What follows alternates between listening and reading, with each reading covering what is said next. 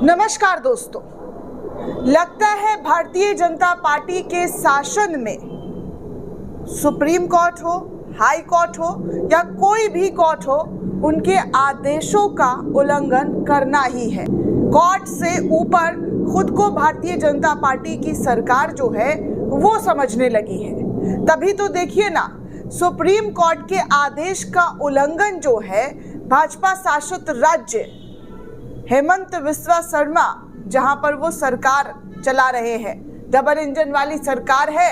हेमंत बिस्वा शर्मा नाम तो जानते ही होंगे, असम के मुख्यमंत्री है।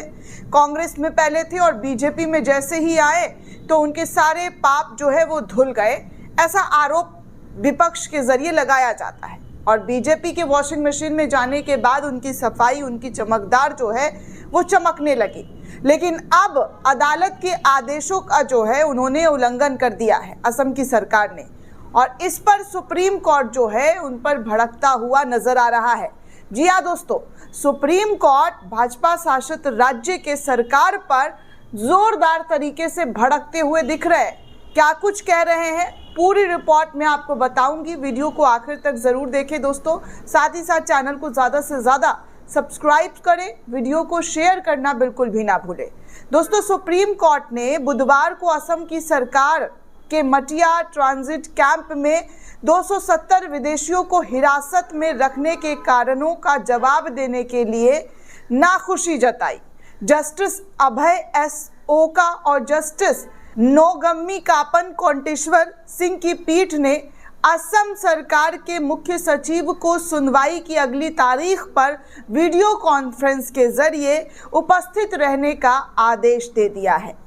सुप्रीम कोर्ट ने कहा है कि उसने 9 दिसंबर को राज्य सरकार और हलफनामा दाखिल करने के लिए 6 सप्ताह का समय दिया गया था और उम्मीद है कि वो ट्रांजिट कैंप में 270 विदेशी नागरिकों को हिरासत में रखने के कारण के अलावा उनके निर्वासन के लिए उठाए गए कदमों का भी विवरण देगी। दोस्तों, पीठ ने कहा है कि हलफनामे में हिरासत में रखने का कोई औचित्य नहीं बताया गया है कि किस कारण से उन्हें हिरासत में रखा गया है। निर्वासन के लिए उठाए गए कदमों का भी जिक्र नहीं किया गया है। ये इस अदालत के आदेश का घोर उल्लंघन है। हम मुख्य सचिव को वीडियो कॉन्फ्रेंस के जरिए उपस्थित रहने और अनुपालन होने के बारे में स्पष्टीकरण देने का निर्देश देते हैं।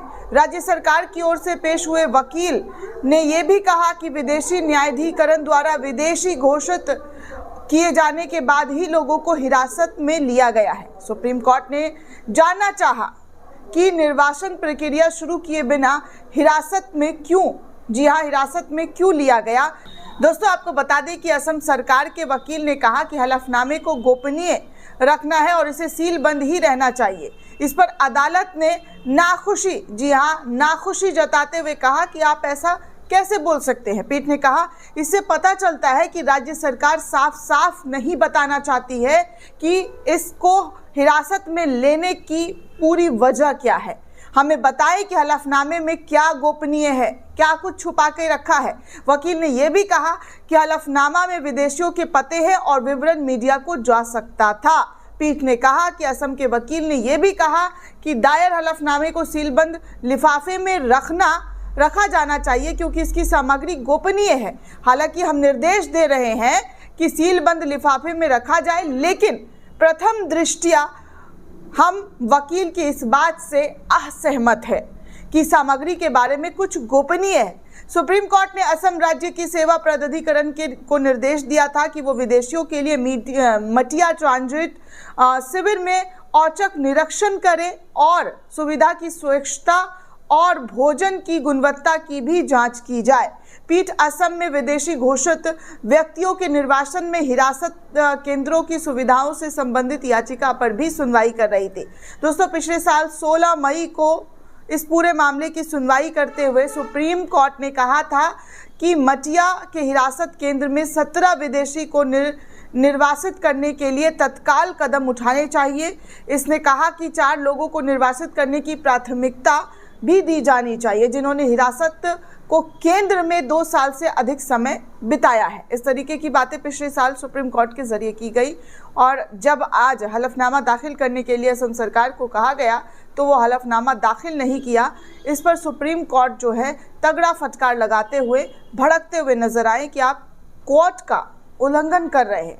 कोर्ट ने जो आदेश दिया है उन आदेशों का पालन जो है आपकी तरफ से नहीं किया जा रहा है।